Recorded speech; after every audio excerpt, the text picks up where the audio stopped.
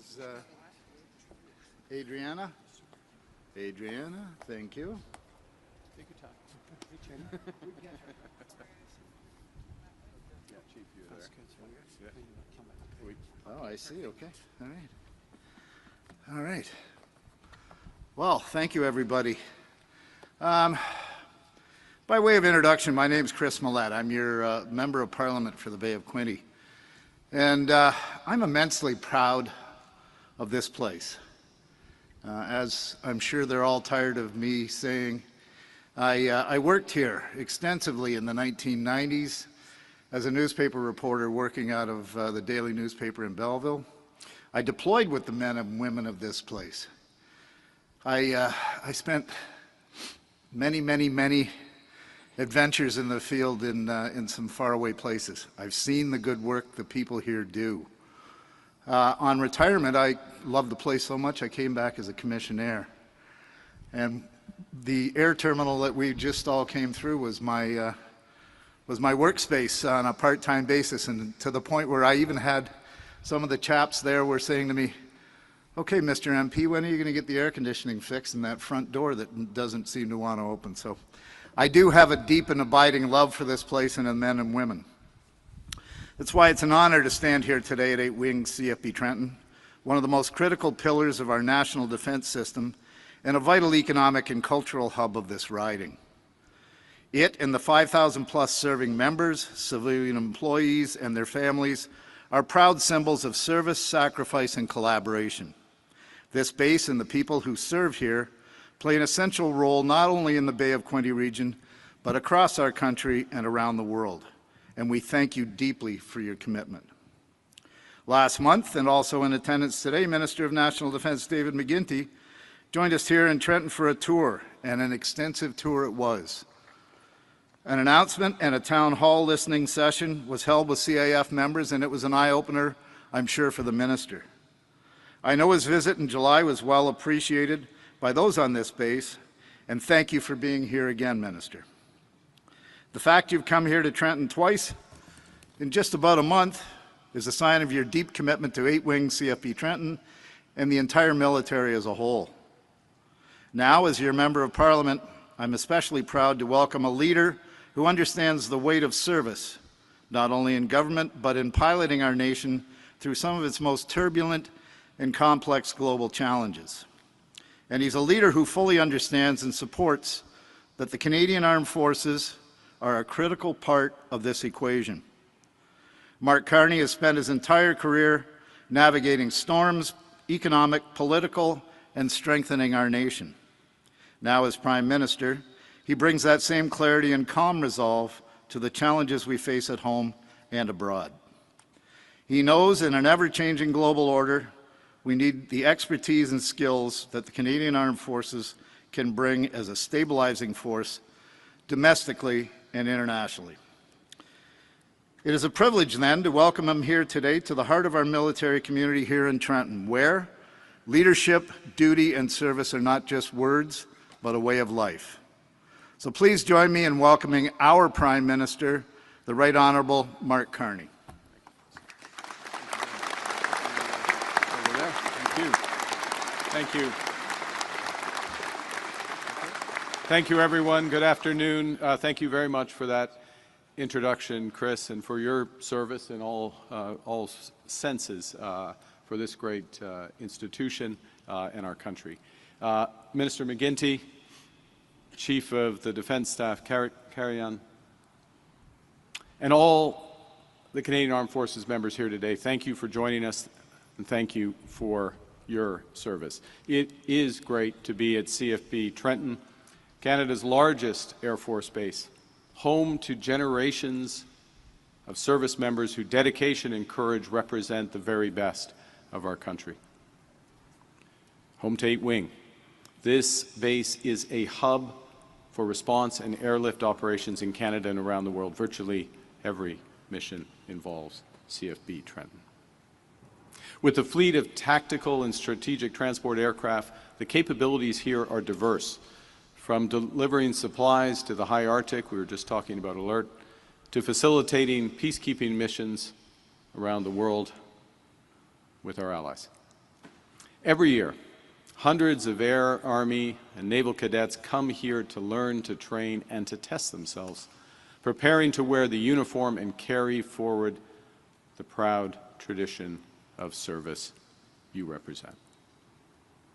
You in Trenton take on immense responsibilities, knowing it will require extraordinary personal sacrifice to protect Canada's peace and security.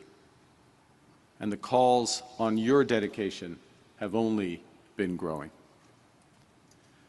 We're living in an increasingly dangerous and divided world. The international order, built after the Second World War and reshaped following the Cold War, is under pressure. Russia is emboldened. China is more assertive. The long-held view that Canada's geographic location will protect us is becoming archaic. Our Arctic waters are increasingly open, and there have been rapid advances in cyber, artificial intelligence, quantum, and advanced missile capabilities. Climate change is making our country more vulnerable. The Arctic's melting. Our wildfires and floods are more frequent and devastating. And these are all threats to which the Canadian Armed Forces responds. The Canadian Forces keep our people and communities safe through major disasters. I'll give examples. This summer, Canadian Forces have helped communities in Saskatchewan, Manitoba, Ontario, Quebec, soon Newfoundland and Labrador, including already by safely evacuating over 6,000 Canadians. This week alone, Canadian Forces members, originally from CFB Trenton, airdropped life-saving humanitarian aid into Gaza. Canadian Armed Forces are standing guard in Latvia and continue to deploy around the world to stand with our allies in defense of peace and security. When a crisis breaks, or Canada's safety is threatened anywhere in the world, this base is the first to spring into action. And from CFB Trenton, fallen heroes have been repatriated to their families with honor, carried along the highway of heroes, draped in the maple leaf, to be etched in our memories. CFB Trenton is much more than an Air Force base. It's a community. And here, service isn't just lived by those in uniform, but also reflected in the strength, the support, and yes, the sacrifice of every military family. Their service is grounded in values, in a love for our country that makes those sacrifices possible, commitments that keep Canada strong. And in the minister's visit a few weeks ago, and visits to come, in my remarks today, we're investing in that strength. Le nouveau gouvernement du Canada va réinvestir pour rebâtir et réarmer les forces armées canadiennes grâce à une stratégie reposant sur 4 piliers.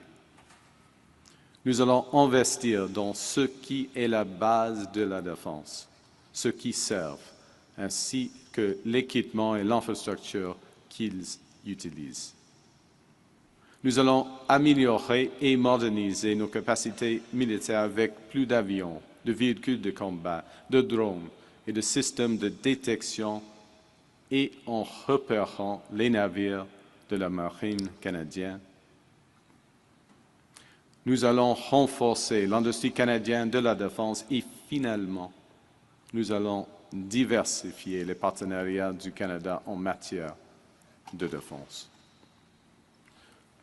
Au cœur de ces investissements se trouvent les hommes et les femmes des forces armées canadiennes. Canadians have always been proud of our armed forces and respect your unwavering dedication. But just as we have taken our security for granted for too long we have relied too heavily on that dedication of women and men who keep us secure. As the demands on our Canadian Armed Forces have increased, their resources and their salaries have not kept pace. And these are the men and women we trust to wear the maple leaf, the Canadian flag, and to risk their lives for it. Their pay, your pay, should reflect the weight of your responsibilities. In Halifax a few months ago, I shared our vision to rebuild, rearm, and reinvest in the Canadian Armed Forces in order to protect Canada's sovereignty, to bolster our industrial capacity and create new careers for our workers. And at that time, I committed that Canada's new government would raise the pay of all members of the Canadian Armed Forces. And today, with Minister McGuinty and with Deputy Millett, I'm proud to fulfill that commitment by announcing that all members of the Canadian Armed Forces will receive a pay raise. Specifically, there will be an 8% raise for colonels and above, a 13% raise for lieutenant colonels and below, and a 20% raise in starting pay for privates in the regular force. These increases will be retroactive to April 1st of this year. There will be increases on top of base pay, putting more money in the pockets of everyone. We will also introduce a new military service pay benefit specifically tied to time in service, so the paychecks honor years in uniform. We will also introduce additional supports in the coming months for members preparing for combat and high-risk training, so they are paid fairly in addition for those intense commitments. We will make posting allowances fairer, based on how many times members have had to uproot their lives, the lives of their families, to protect ours. And will give more support when those moves take them far from their families. And if the members of the forces are called to serve here at home in a flood, a wildfire, or another disaster, we'll recognize that service with increased pay as well. And finally, we will target extra support to the critical trades where we need the personnel the most, so we can keep the Canadian Armed Forces ready at all times. These increases in pay and incentives will help us to revitalize and transform recruitment and retention, to bolster force readiness, and to ensure that members in uniform have the confidence and certainty that they need. At Canadian Armed Forces bases, like Trenton, service isn't an abstract ideal, it's a lived reality. And in that lived reality, behind every member in uniform, there's a family that serves right alongside them. Spouses who pack up the house on short notice, move across the country or around the world and build a new life from scratch. Kids who have to change schools and leave friends behind. Parents who spend holidays with an empty seat at the table, trusting the child they raised will make it home safely. So when we raise pay, we're not just recognizing the Armed Forces member, as important as that is, we're also helping to strengthen their families. Higher pay means greater financial resilience, more stability, more career choices for spouses, and more opportunities for their children to pursue their dreams. Lorsque les membres des forces armées seront mobilisés ici, au pays ou outre-mer, ils pourront se concentrer sur leur mission, sans autre préoccupation. C'est comme ça que nous faisons en sorte que lorsque les Canadiens et Canadiennes sont en détresse, lorsque nos alliés appellent à l'aide, ou lorsque notre souveraineté est menacée, les forces armées canadiennes seront prêtes. Now, in addition to the substantial pay raises, we're focused on providing our CAF members with the resources that they need and deserve. Canada's new government recognizes that our military infrastructure and equipment have aged, hindering our military preparedness. We recognize that only one of our 4 submarines is seaworthy, that less than half our maritime fleet and land vehicles are operational. So we're modernizing our military equipment and technology. We're building up our own defense and security industries and diversifying those international defense partnerships. With investments of over $9 billion this year, Canada will reach our 2% NATO pledge, 2% of GDP NATO pledge, half a decade before schedule. And we will further accelerate our investments in years to come. At the NATO summit earlier this year in The Hague, the Minister and I announced Canada's intention to meet the new defense investment pledge of 5% of annual GDP over the next decade, by 2035. And to put that into context, our total spending on defense and security will quadruple by the end of this decade relative to 2023-24 levels. Now, we are laser focused on ensuring that this spending has the maximum impact on behalf of all Canadians. That means working with the best partners. It means getting maximum value for money with the greatest benefit for jobs and economic activity here in Canada. And that's why in June we concluded the new EU-Canada Security and Defence Partnership to advance Canada's participation in the European Security Initiative and Rearm Europe plan. This will give us better access to European defence partners for our needs, and it will give our defence suppliers greater opportunities to help supply Europe's needs.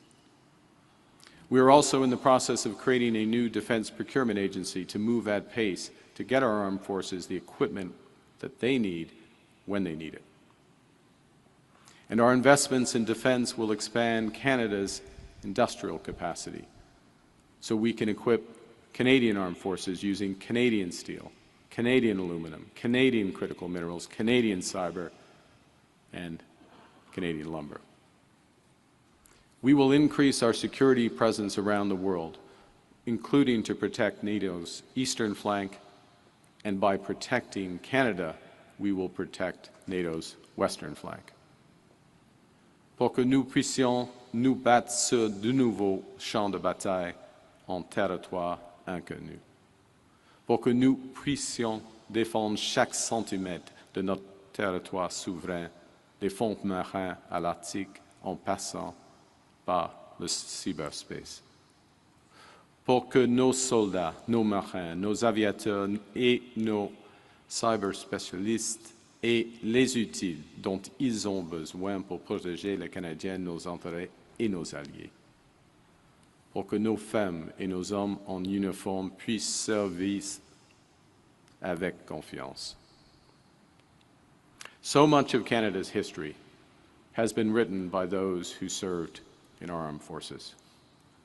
As a country, we came of age at Vimy Ridge. We cemented our reputation as defender of freedom on Juno Beach and as a liberator of the Netherlands. Now that story continues to be written by heroes such as the men and women standing in this hangar. Those seated as well. Those chapters that they're writing, those chapters that are being written by the Canadian Armed Forces, may be new, but the theme remains the same. In times of crisis, when someone sees a maple leaf on a sleeve, they see hope, and they get help. So we're committing the resources so that the women and men of the Canadian Forces can deliver that help. Because at this hinge moment of history, Canada's leadership will be measured not just by the strength of our values, but also by the value of our strength. Thank you very much for your attention. I look forward to your questions. Thank you, Prime Minister. We'll now begin with the question period. We're going to do 50 minutes of question. On va faire 15 minutes de questions. Première question, Mackenzie Gray. Hi, Mr. Carney. Mackenzie Gray with Global News. Have you not retaliated against American tariffs because you're concerned about the impact that would have in the upcoming CUSMA negotiations? And we've heard from Doug Ford, he thinks those negotiations are going to start in November, that Trump wants to move them up. When do you think that they're going to happen? Thanks. First off, thanks for the question. You know, we're in a situation right now where 85% of our trade with the United States is tariff-free. Our exports to the United States enter the United States tariff-free. 85% of U.S. trade into Canada is tariff-free. And we have put in place retaliatory tariffs in a way that looks to have the minimum impact here in Canada. That's why there's been various adjustments over time to emissions and others. We're in a position where we have the prospect, or we're engaged in discussions with the U.S., as you know, and have been for some time. The issues at the core of those negotiations will be similar to some of the issues that will come up naturally through CUSMA. There are issues around strategic sectors: steel, aluminum, automobiles, pharmaceuticals, lumber. And from our perspective, we're concentrating on those areas where our economies are deeply integrated, and working for win-win solutions between the two countries. To the last part of your question, in terms of the CUSMA review, as you know, it's scheduled for about 9 months from now. Normally, before any review process, there's consultations that begin well in advance, and so it would be natural that both in Canada, the United States, as well as Mexico, those consultations internally would begin in advance. And look, we're very conscious that there are a couple of negotiations in sequence, and the extent to which those negotiations can be brought together or inform each other, that's in the interest of all parties. Earlier this week, you talked about the idea that you'd be looking to take counter tariffs off if it would help Canadian businesses. What sectors specifically are you looking at doing those things? Look, it's a general point. It's something we have done. So, for example, in the auto sector, we've taken them off at quite substantial so-called remissions in the auto sector, also in steel as well, because parts used in Canada end up, the tariffs do more harm than good, or can do that. So we've done that consistently. We'll always look to that. And I think the other thing I'd say, and I'll finish on this, which is that we'll always look at our actions in the context of our trade obligations and our future negotiations. Thank you. Next question. Question question. Good morning, Prime Minister. Morning. Ashley Burke, CBC News. In June, Minister McGuinty said there would be a 20% pay raise, and a lot of military members got their hopes up. They thought it meant across the board for all members. Why aren't all members getting that 20% pay hike? This is a generational change in pay for the Canadian Armed Forces, and what we're doing is doing several things. One is the increases, the 20% for those coming into the forces, those the privates, 8% up to the level of lieutenant colonel, 13% up to the level of lieutenant colonel, and then 8% colonel and above. Those are significant changes. They also come with a series of other supplements, time of service, supplement for that, in theater operations, being moved for multiple times, domestic responsibilities that we're grateful that the forces are meeting in cases of emergency, but also our hardship and others, the ones that I detailed. So I would underscore that we have not seen something, Canada's not seen something like this this millennium. It hasn't seen it since the late 1990s. So it's a generational shift, and we're proud of it. You ordered a review of the F-35 contract during this rift with the U.S. The military has long said they want the F-35. We're now hearing that the military has told you they want to stick with that contract. Did you expect the forces to potentially say something different? And how much of this is part of a negotiation tactic with the President Trump? No, I'd say a couple of things. First off, the review is not completed, so there's no settled advice into the government. First point. Second, the nature of aerial combat, the nature of warfare, the nature of our responsibilities, the scale of our investment, all of those elements have changed over the course of recent years, and then with respect to the commitment, the resources that we're going to put in, that quadrupling of resources by the end of this decade. We have a responsibility to make sure that those are spent in the way that has a maximum impact. I'll give you an example. We have a much greater threat, associated responsibilities in the Arctic. We've taken a number of steps over the horizon radar, early stage of that process, having forces on land, air, and the sea, 365 days a year, moving that from 4 months. But we also need the appropriate air capabilities for the Arctic, for the runways in the Arctic, for the threats that we're faced in the Arctic as well. And so part of the consideration is the F-35 best suited for that relative to other options. Other considerations, as Canadians would expect, is value for money and economic impact here in Canada. So I would make the core point that the review is driven by the need and the responsibilities and approach that we're taking to making sure that this very large and necessary investment in defense is done so most effectively. Next question, Canadian Press. Hi, Mr. Prime Minister. Kyle Duggan from the Canadian Press. Can I get your reaction to Israel saying that Israel planning to take over Gaza City? Yeah, thank you for the question. Well, I would say first, we join others, many others, in viewing that this is wrong, that this action is not going to contribute to an improvement in the humanitarian situation on the ground. It is going to put the lives of the hostages at greater risk rather than lessening it. We reiterate our call for an immediate ceasefire.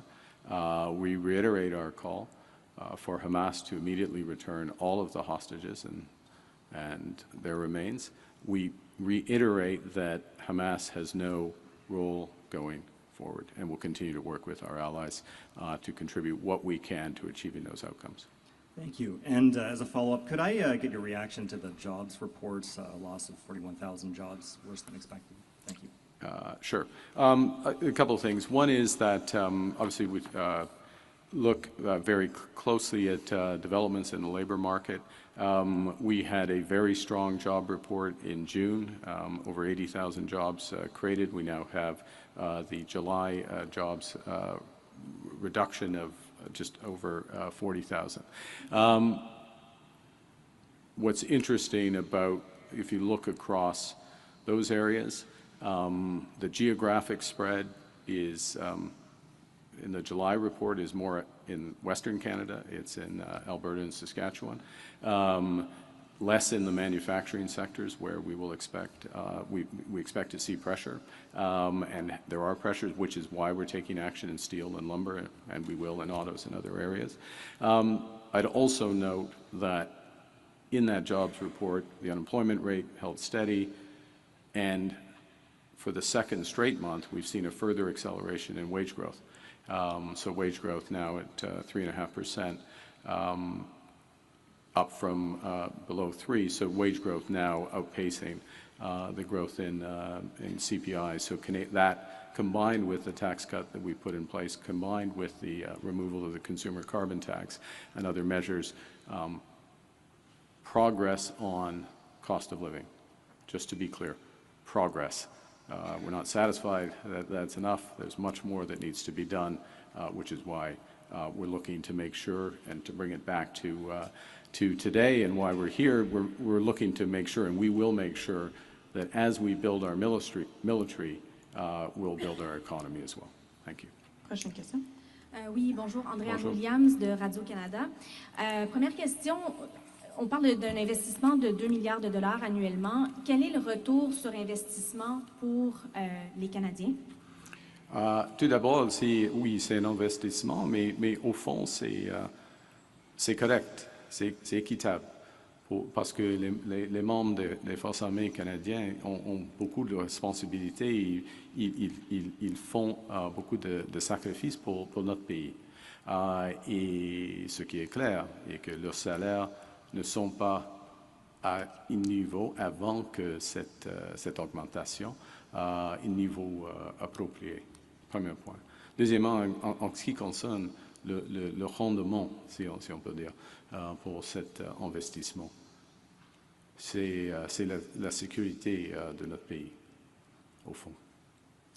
À un moment où beaucoup de Canadiens, beaucoup d'Ontariens craignent de perdre leur emploi en raison des tarifs douaniers, il y a beaucoup d'incertitudes.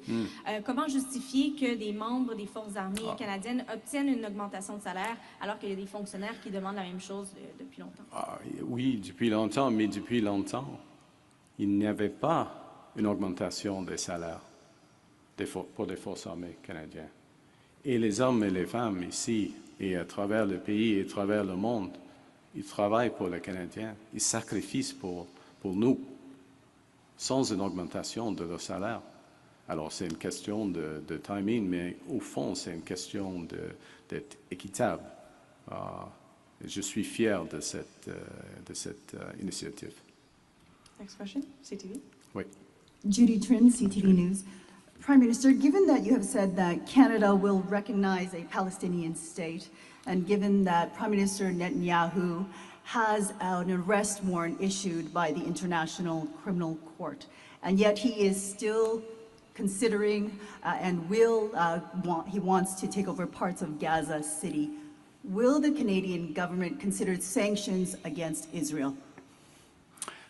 Thank you for the question. We are working on multiple fronts to try to bring a level of stability to the region, then security, then peace to the region. And in terms of those fronts, yes, working with allies, working with the French, working with the British, working with partners in the Middle East, other partners in the Middle East, to work towards stabilization of the situation. And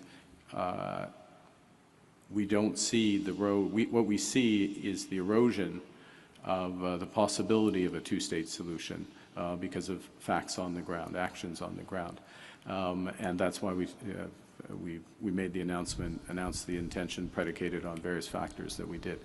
But what we're also doing, and again, I want to bring it right back to where we are today, is doing what we can under extremely difficult circumstances to provide humanitarian aid to those suffering in Gaza with our Jordanian partners, but very importantly, directly with the Canadian Armed Forces. Earlier this week, just under 22,000 pounds of aid brought through Cyprus and airdropped into Gaza. And that's the forces at its best in one of the worst situations in the world. Prime Minister, are sanctions on the table against Israel? Is that being discussed? Look, there's various routes, immediate assistance, the work we're doing, as I say, with partners. We've made announcements. I'm not on the cusp of making another announcement at this point. Next question, New York Times. Ian Austin. Yeah. Prime Minister. I don't think anyone disputes the sacrifice and dedication of most members of the armed forces, but even the head of the Army has recently expressed his immense frustration at what's happened to the force's reputation because of those groups in Quebec City and the online group in Ottawa. What do the forces need to do to wind that back, to show Canadians that Well, I think, thank you for the question. The first is to take every situation seriously, to be absolutely transparent about the situation, obviously having to respect due process and disciplinary or court proceedings that can evolve. The second is to be systematic. Okay, so you referenced some terrible situations, at least as reported. But there is a more general issue. By systematic, it's the reforms that the Chief of the Defense Staff and the Minister and their colleagues are overseeing that reinforce the best of the forces culture. First point. The second, what comes with that in being systematic is you survey the forces and you have mechanisms to discover, as you should in any organization, your organization, the Government of Canada, where you can report where there are harassment issues or issues of hate speech or other elements. track those, work to reduce those. And what we're also very much informed by, and the Minister and the Chief can speak more directly to this if needed, is that a very comprehensive report was done by Louise Arbour, and over 60% of those recommendations are already implemented, and the forces are working through the balance. So first is to call it what it is. Secondly is to be systematic about understanding what's going on across a huge, complex organization. That's as true for the Government of Canada as it is for the forces, as it is for private sector organization. And then taking action on the specific cases, but also doing those systematic reforms, which I just referenced through the Arbour recommendations. We'll have time for one last question. Hello, Prime Minister. Tim Durkin with CJBQ and Quinny News in Belleville. Certainly a big news announcement, not just for the area, but for the entire country. You did speak on it quickly, but I was wondering if you could just circle back to the emergency response component of what the RCAF and CAF has been doing this year. I think it's, thank you for that, because I think it's hard to overstate the contribution of the forces. And I'm going to speak specifically to the wildfire situation.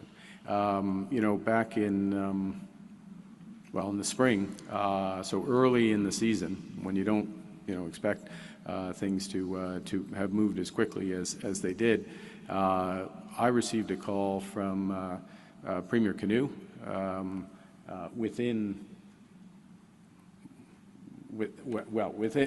I'm going to say an hour, but it was less than an hour, connected to the Minister, who had already then connected to the Chief, and before a formal, what's called a request for assistance, which comes from a province, was put in place, the forces were deploying to extreme situations, or getting ready to deploy, I should say, to extreme situations where people, under threat, remote, in this case, largely Indigenous communities under threat, by being encircled by fire, and airlifted out.